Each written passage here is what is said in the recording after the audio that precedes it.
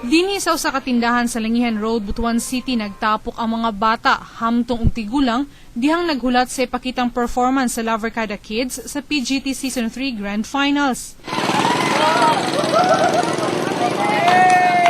Ang uban bitbit pa niini ang banner sa grupo. From Butuan City.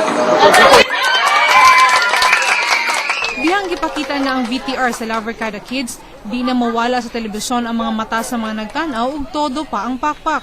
Naghinam-hinam sa ipakitang talento sa grupo.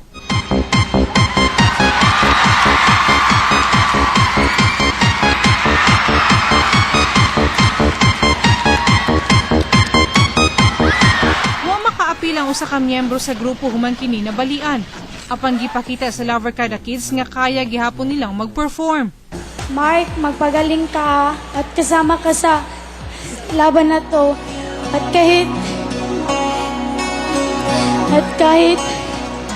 kahit anong mangyari, walang laglagan.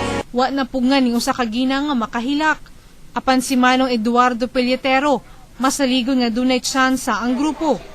Sa ako lang ako, brag dako sila chance kay ang ilang performance karong ilang ipakita brag kuan gid ganang di basta-basta ba niya. Maasinhon Trio. Sa results night, nigawas nga PGT third grand winner ang Maasinhon Trio gikan sa Southern Leyte. Apil sab sa top 3 ang Bringas Brothers ug si Khalil.